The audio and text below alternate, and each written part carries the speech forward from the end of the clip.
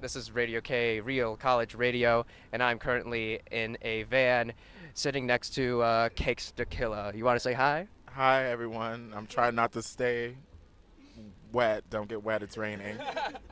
I guess before we start, I just like to ask this question, or at least a lot of people at the station ask this. So, what are your signs? Specific, like, do you know Like my size. your signs? Mm.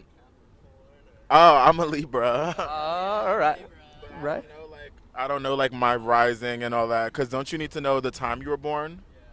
Yeah, you do. When I was born, my mother went into a coma for a week. True story. So I don't know what time. Yeah.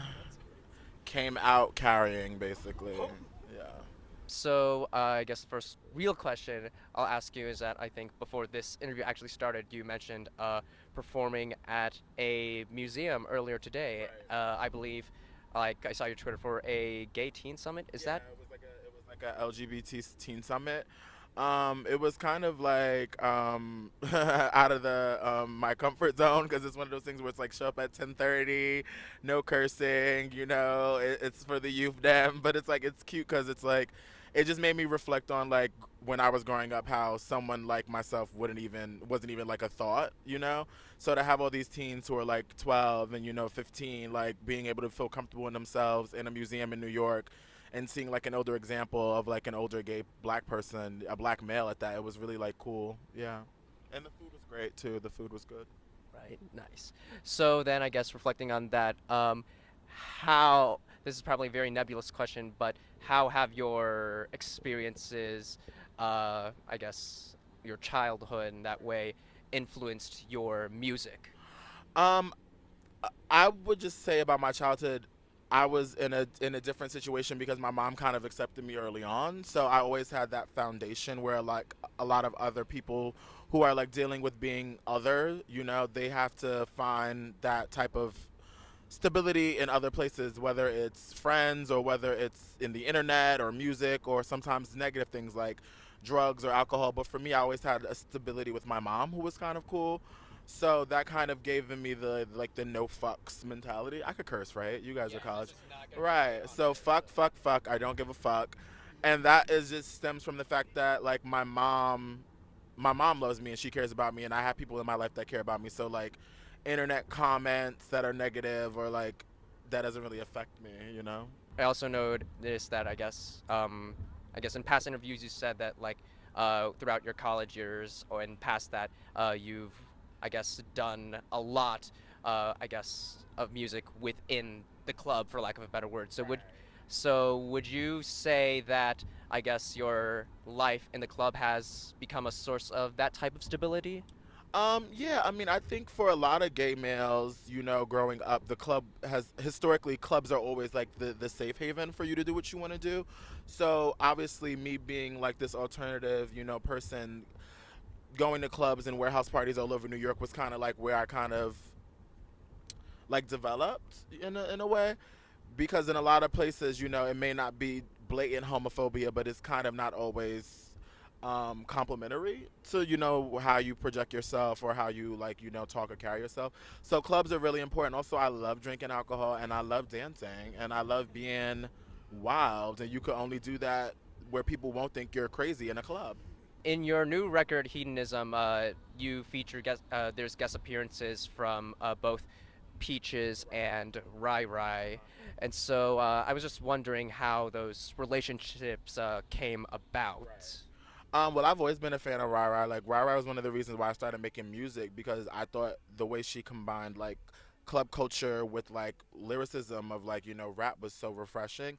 So she definitely was one of the people who gave me the nerve to just get in the studio and be myself musically. And we met because we did a couple shows together like on the West Coast. And then she's just so fucking funny and like mad crazy. And I'm equally funny and equally crazy. So we worked together on my mixtape.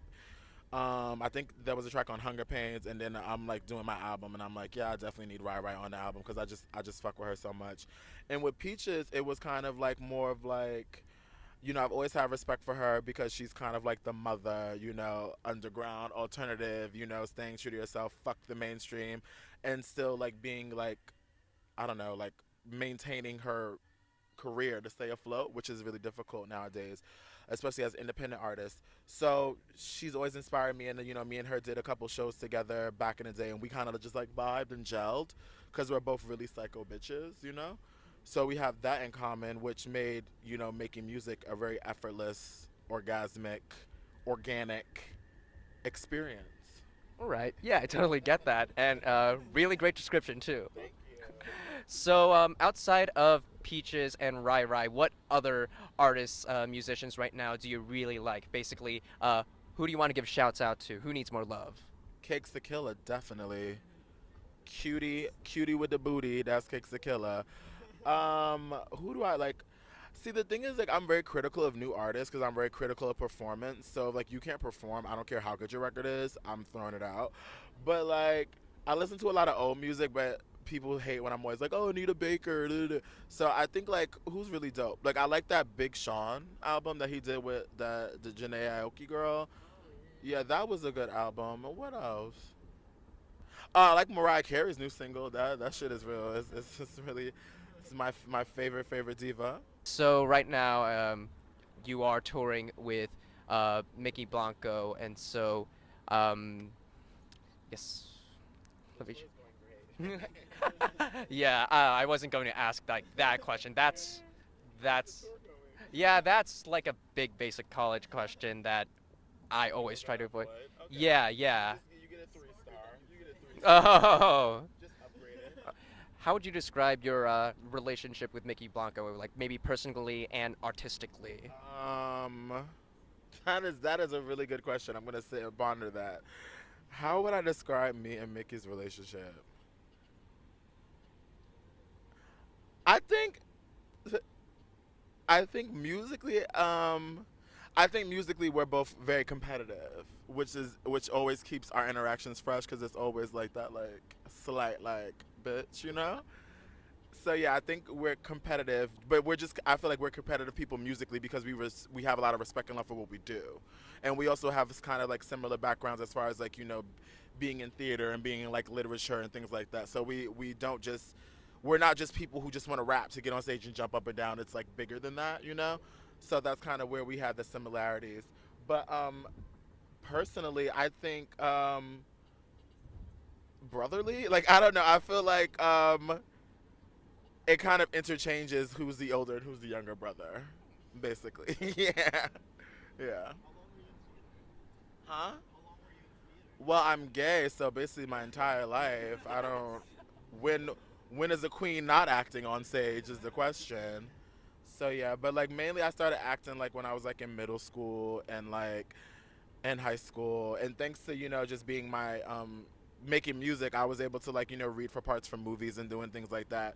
Because I never really thought I would be able to do it, but with this day and age, you could do anything on social media. Yeah, but that also that doesn't necessarily mean it'll be like, Of great. content, of good quality. Exactly, that is what that means. But that's still not stopping everyone from selling flat tummy tees, lace fronts, doing makeup, rapping, being a comedian, all at the same time. What a read. That's W- not a read. That's the truth. Better. Young Moses to the streets about a bitch like a CD. 20 rappers think they next thing with the souls on my feet, so let's see. Shorty still pumping nameless.